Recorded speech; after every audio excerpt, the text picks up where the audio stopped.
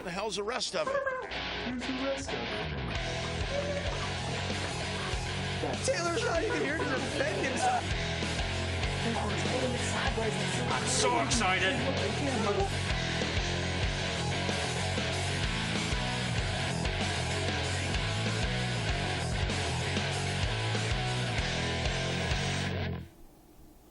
Welcome into tonight's episode of College Crossfire. After last week's signing day special, we're back here for a regularly scheduled Crossfire episode. And you guys all know the drill. We got a nice veteran panelist, crew of panelists on the show tonight. First up, we have champion from 2 weeks ago, Brooks Cabina. Brooks, how's it going? What's going on, Jeff? And then in the middle, we have making his third ever appearance, and he made it very clear to me that he hasn't won yet. That's Jake Lapin. Jake, how's it going? Third time's a charm.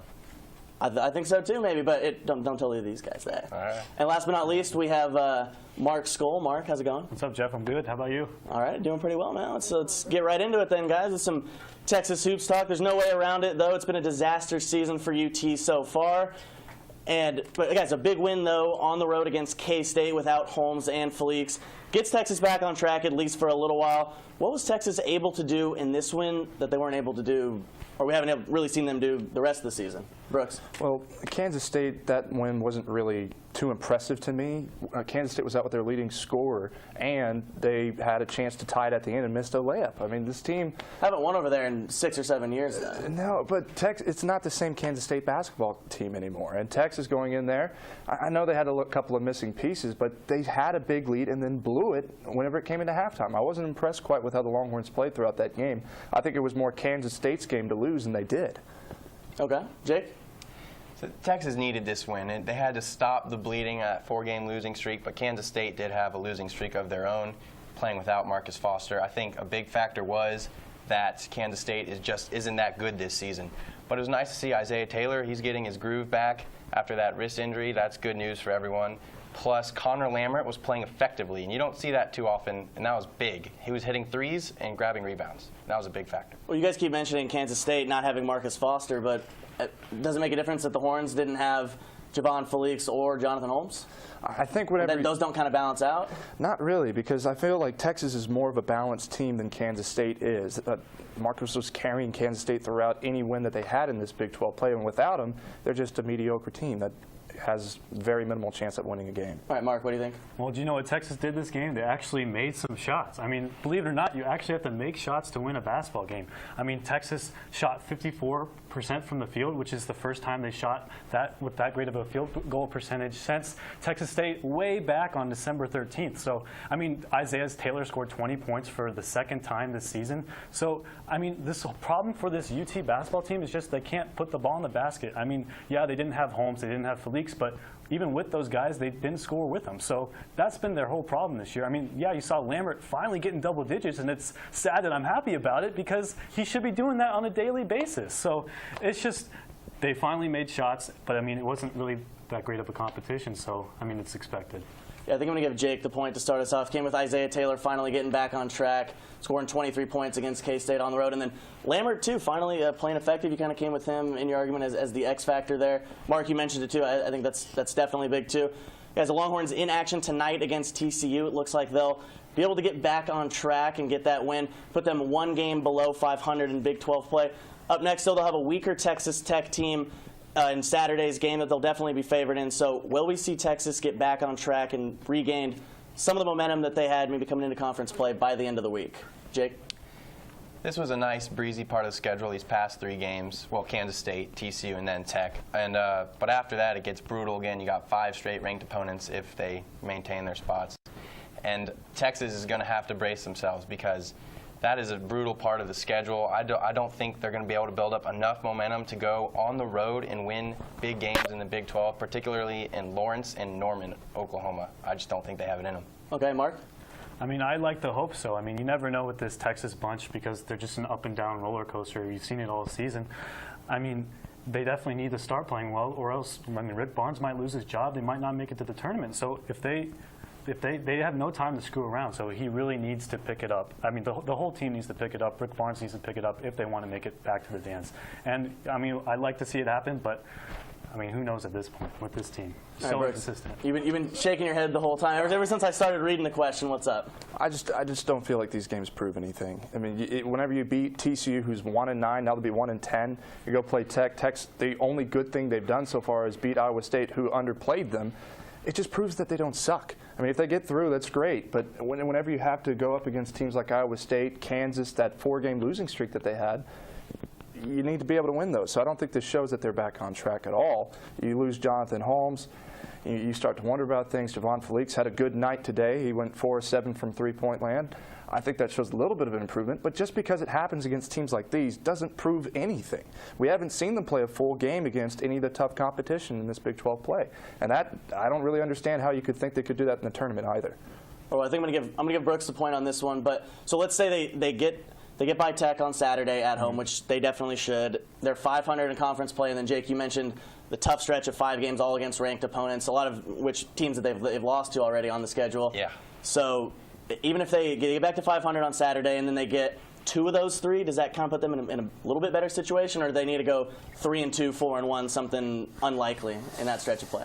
I think 2 and 3 ends up putting yourself in the tournament at least, but I don't know if that puts you in the right track. Depends on which ones you win against. Gives you an 11 seed. I mean, if you beat like Iowa State and Kansas and then you lose the other 3, hey, you beat the top 2 teams in your conference. But if it's, I think it really comes down to where are you at in your Big 12 and who are the teams that you've beaten and what were your last 3 games like going into the tournament? Because I think of a team like in 2011 where they were number 1 and then they started tailing off in the Big 12 and tumbled into the tournament and lost in the first round.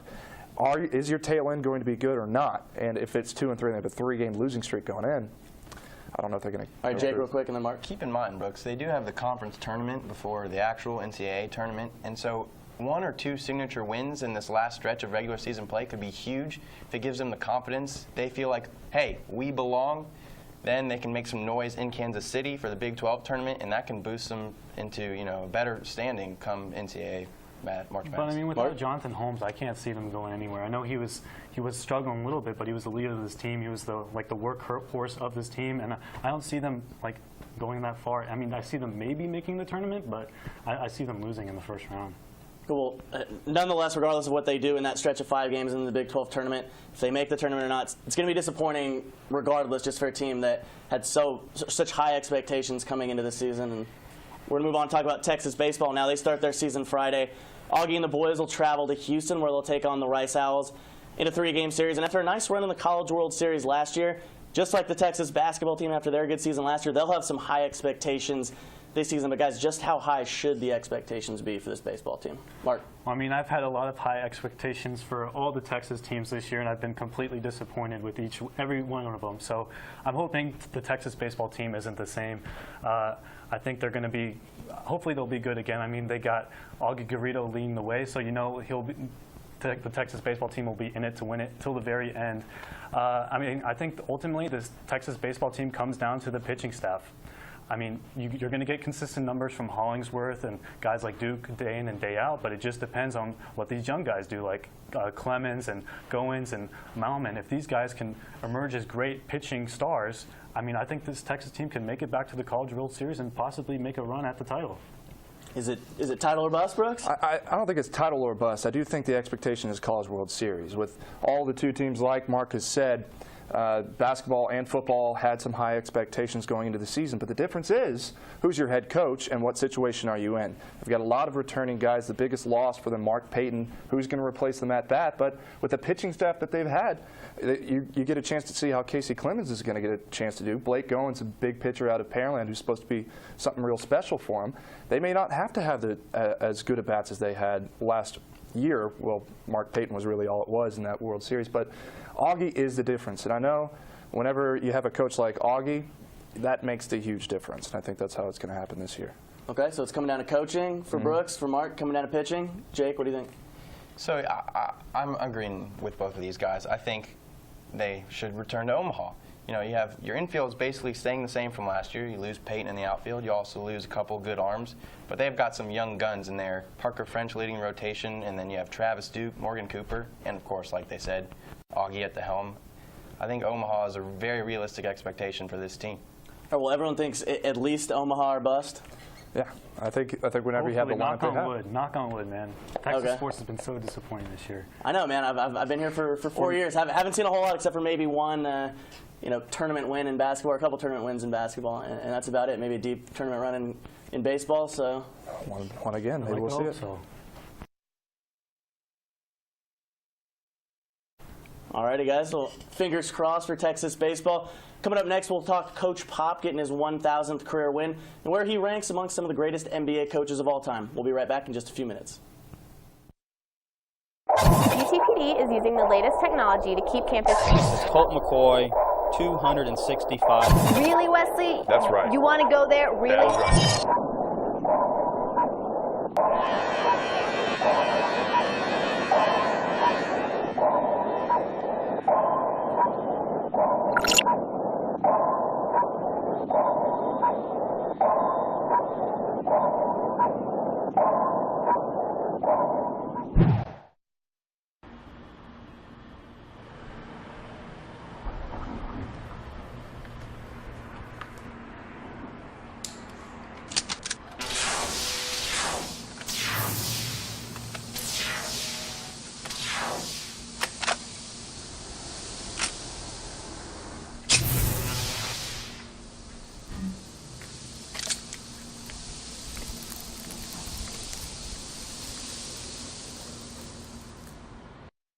Back here on College Crossfire. Thanks for sticking with us tonight. It's Brooks, Jake, and Mark joining me on the panel tonight. Scores right now still real early going into the second round, but it's Brooks, the defending champion, with 2, Jake with 2, and Mark down there, last but not least, with 1 point. Yeah, Mark, you're trash. Yeah, that's not very nice, man. Hey, I feel like we have a little initiation. It's the initiation. Well, and we have a little friendly rivalry going on here in between you, Jake. It's the battle for Clear Lake High School supremacy. Yeah, this guy. All right, guys, well, let's get right into it. Greg Popovich, head coach of the San Antonio Spurs, getting his 1,000th win the other day. We'll get right into it. Where does he rank amongst the best NBA coaches of all time? Personally, I think he ranks 3rd. To me, the best coach of all time, Red Auerbach from the Celtics, won 9 titles. And I don't think that Popovich eclipses Phil Jackson. Phil Jackson, what he's been able to do across 2 teams, it's incredible what he's been able to do. Popovich, throughout his 1,000 wins, that's definitely a great standpoint. But with the teams that he's had, it's just not 9 titles. You can't beat that. But whenever you're in the company of these guys, it's really special for him, and I don't think he really cares at all. And that's the other thing. It's just he's got all of these championships and these wins, and he couldn't give a damn. He can fill up one hand. That's right. All with rings. 1 ring for each finger. Jake, what do you think? I think by far Popovich is the greatest active coach in the NBA. He should win Coach of the Year every single year, and the reason he doesn't is because they don't like repetition, which I think is ridiculous. But in terms of... Well, no one watches the Spurs until they're 1 game away from winning it all. That's a completely different argument that I could talk hours about, but I won't. But in terms of all time, I would have to say that Popovich is probably 2nd best. I think Phil Jackson, with his 11 rings, has got to be number 1, even though his experiment in New York is failing miserably. My only argument against Red Auerbach, who's definitely in the top 3 or 4, is that he played in a different era of NBA. Sorry, coached in a different era. Thing? Really, the era thing is. He had Bill Russell, the most dominant player on the planet, in a game that still wasn't had to win popular games. before Bird and Magic, before the merger with the ABA. That's my only strike against him. He's still top 3 or 4, like I said, but I would put Pop slightly ahead of him because what he's done with those 5 rings in this era is unbelievable. Okay, Mark, what do you think? For me, I know it's going to upset some people here. I think he's the best. I honestly think number 1. Number 1 ahead of. So we've got 3, 2, 1 going down the line. The reason why I say this is because he's been able to win without all these superstar talents. We know Tim Duncan's a great superstar, but are Tony Parker and Manu Ginobili Hall of Famers without Pop? I mean, and you look at people in his system in the NBA, Steve Kerr has the best record in the NBA, and then his former coach, former assistant coach, who's now the head coach of the Atlanta Hawks, has the best record in the NBA. So you've seen his system work throughout the NBA. I mean, you've seen Phil Jackson. Would Phil Jackson win all those 11 titles without MJ and Kobe? And then would Pat Riley win without Magic and Kareem? I mean, it's very. I mean, they're still great coaches. Don't get me wrong. But I think Popovich was dealt a bad hand, and he was able to make something great out of it. And I don't know if he was dealt a bad hand. I think Well, with an average what hand. with An an average average hand. hand with what he was given, he's And plus- done the most with the least. And the Western Conference, as tough as it is, he's able to get out of the Western Conference a bunch of times. So I think Popovich is definitely the greatest players coach of all time. Okay, fellas, real quick, jump in. I just don't think that you can disqualify Tony Parker and Tim Duncan as not great players of all No, time. I think Tim And Duncan's how many top 10 player of championships all did Michael time. Jordan have before Phil Jackson came along? Zero. These guys turn championships whenever they have great players, sure.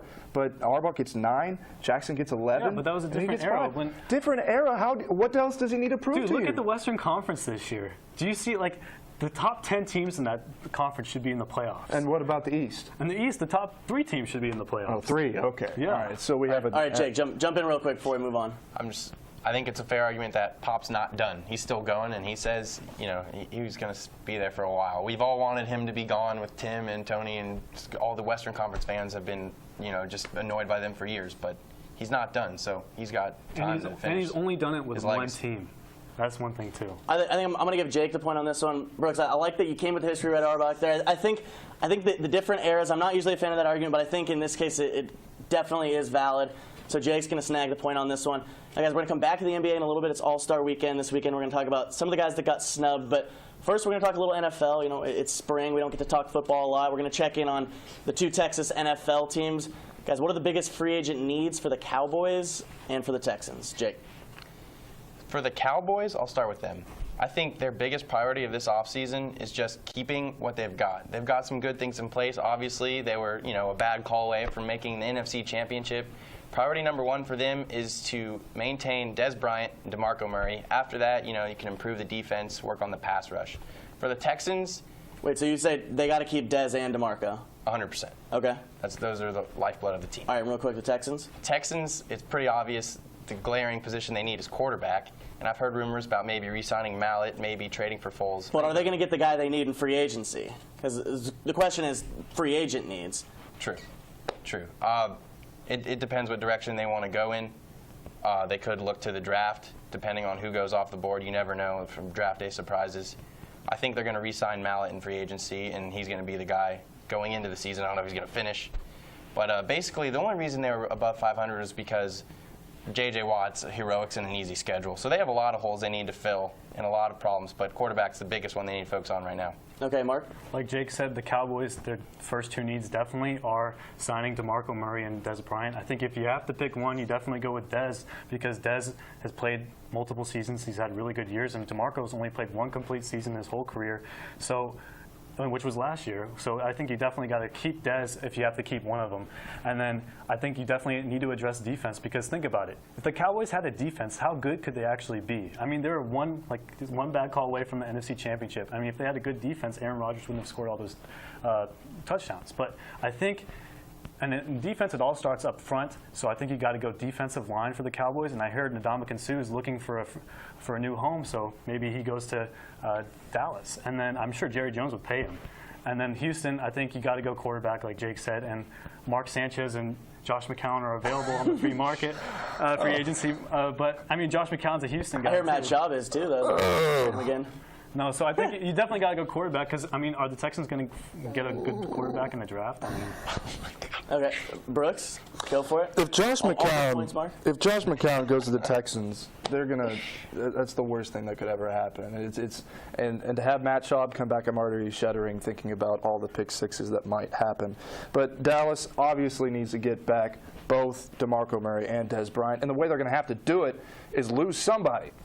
And Jason Witten is also on the line. Do you want to keep Witten?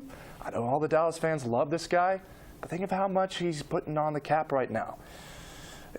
You got to offer him a buyout. That's what happens whenever people get to the end of their retirement. You got to boot them out. So I think you lose that, and then you're looking for a tight end in free agency, but also the defensive line for them. The Texans, you're not going to find a quarterback in free agency. Just sign Ryan Mallett back. Try to find someone in the draft. There's got to be someone out there, and you might even trade up and possibly get a chance to get Marcus Mariota. But I do feel like in the quarterback section, that's something that they're not going to be able to get in free agency. But on the other side, you need to get something in the secondary. Kareem Jackson's going to be out. Then the defensive back, Daniel Manning, is going to be gone.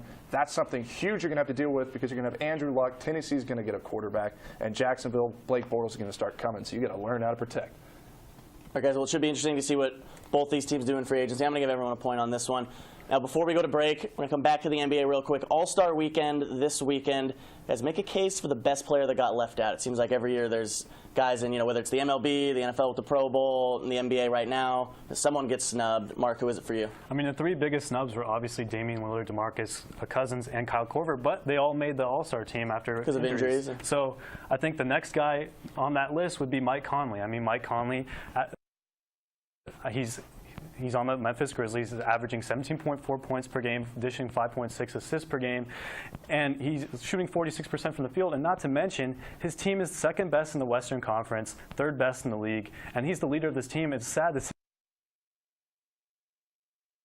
a guy like Mike Conley, who's the leader of this Memphis Grizzlies team, not being able to, getting snubbed from an All-Star selection yet again. Alrighty, Brooks? Well, whenever you look at this All-Star team, the biggest one to me was Damian Lillard finally got in. So whenever you look at this team, the East has 4 starters from the Hawks. I'm actually pretty satisfied with how things are going on with the All-Star. So what about the 5th guy? You left out the 5th guy. You got to bring him in. You got to get all 5 starters in. Who's the 5th guy? I know they have a 10-game lead. They're in first place with a 10-game lead over the second-place team and third-place team in the Eastern Conference. But I don't know, all 5 starters in there? That's the only thing that's missing. No one else is missing. Mike Conley is not one of the best players at his position. He's Jake, not. what do you think? First of all, I'm just in shock from that. But anyway, I'll give you one from each conference. I agree with Mark. Mike Conley really sets the tone for the Grizzlies at the point guard for both offense and defense. And an interesting fact about him, he's top 10 in clutch scoring when they're in close games, and I think that it's a big part. He helps them pull out games, which has led them to the 2nd seed in the West, 3rd overall record. For the East, I like Nikola Vucevic in Orlando. I know the Magic aren't any good, but he's one of 12 guys averaging a double-double. He's a monster on the boards, and he's going to be around for a while. He's going to be a big guy. Yeah, I like Vucevic, a guy that doesn't get a lot of love out there, is a great rebounder and a pretty good scorer too for the Magic, a team that don't get a lot of publicity. Brooks, I like how you're going with just put all 5 Hawks starters out there. I know it is hard to pick a snub when all these guys end up getting in after injuries. Damian Lillard, without the injuries, is probably the guy that you look to right away that got snubbed the most. But I think Mike Conley, Mark, you mentioned that first. Jake, you mentioned that as well. But I think you guys are both going to get the point on this one going into break. And that's time for our last break of the night. When we come back, we'll crown a winner in rapid fire. Stay tuned.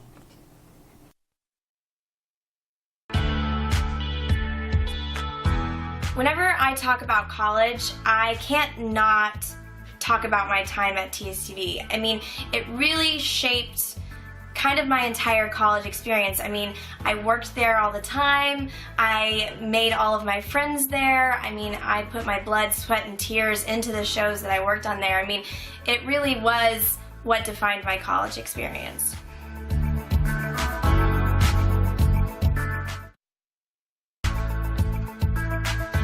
As somebody who owns a production house, that I work in film every day, and I'd like to think that I'm very successful at it, I would not have been able to do that if not for TSTV, because I was not a film student. I didn't have any background in production. Everything that I know today in terms of production, I started at TSTV. And if that resource had not existed, I honestly don't know what I'd be doing today.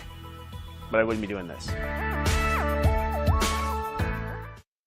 Thanks for sticking with us tonight on College Crossfire. We're back here. Time for our rapid fire round. Let's take a look at the scores before we continue. It's Brooks, the defending champion, with 4. Jake looking for his first win. Tied atop the leaderboard with 4. And Mark, I believe you're looking for your 2nd win. Yep. But really, we know you're just playing for Clear Lake supremacy here against Brooks. Of course. I already That's have what the it's all supremacy off of you. I was the one that recruited you. You called me and asked me how this school was. Now you're going to try and steal it from me. I appreciate it. Yeah, I'm so glad you're here. Well, I was trying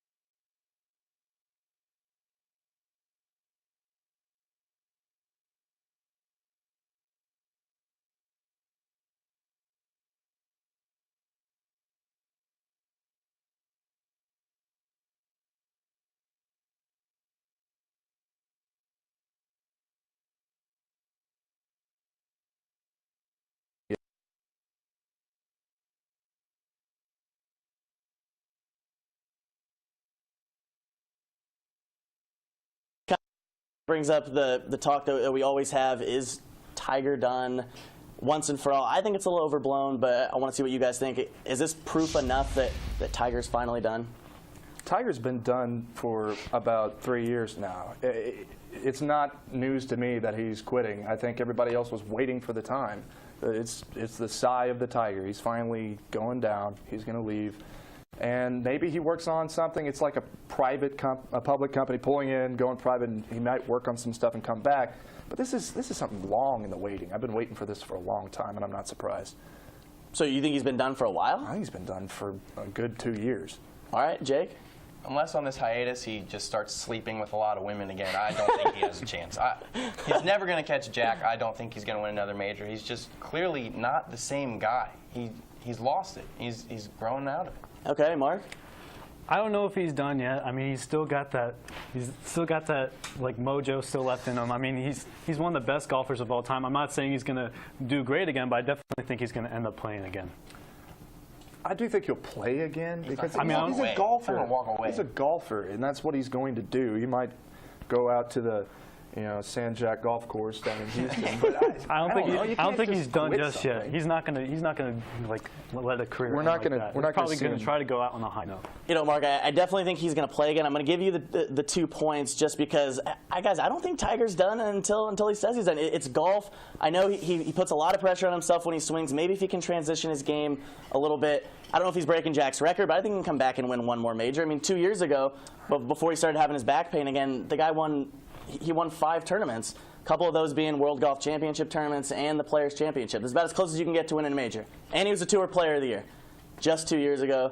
He's 39. We saw Darren Clark win a major at 45 years old. So. It'd be great if we're talking about Jordan Spieth, but we're talking about Tiger Woods. Woods is not at the level that he's going to do. His market is so high that whenever he starts playing poorly, it hurts him. His market, his brand, everything. They won't even show him on TV anymore because he's so far down in the polls. So it hurts his brand to be out there playing golf. So that's why I don't think we see him again.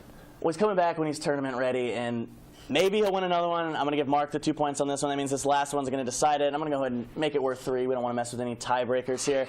For the last one, we have Michael Jordan to thank for this one. It recently came to the public's attention when Obama's former senior advisor, David Axelrod, told a story about MJ misspelling Obama's name on a ball that he signed for the president's 50th birthday. You guys cutting MJ any slack here on this one? He added an extra R in Barack, so that's all he did. Guy signs that many autographs. Who knows? What do you guys think? You cutting him any slack? I mean, at least he spelled Obama right. That's the important thing. But no, I don't. You can't cut him slack. Yeah, he was a great basketball player, probably the best basketball player of all time. But this is the president of the United States, so you need to know how to spell his name. I mean.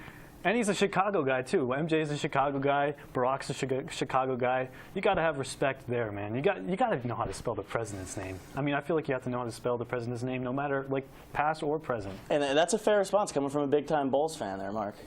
Jake, what do you think? Let me answer your question with another question. Who's going to be remembered more in history in 100 years from now? That's a tough question. I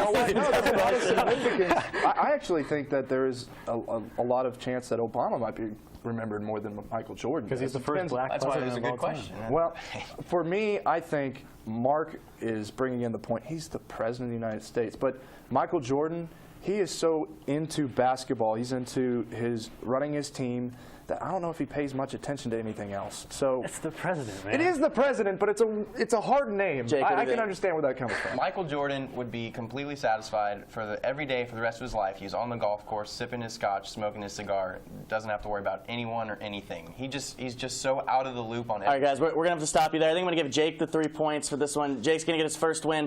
Third time was a charm on that one. You're going to win it by 1, my man. We got to sign off real quick, though. Hopefully you'll be back next week. And we will be back next week, same place, same time. Thank you for tuning in to another episode of College Crossfire. Like I said, we'll be back here, same place, same time. For everyone in the studio, Master Control, tonight's panel, and myself, good night, and we'll see you next week.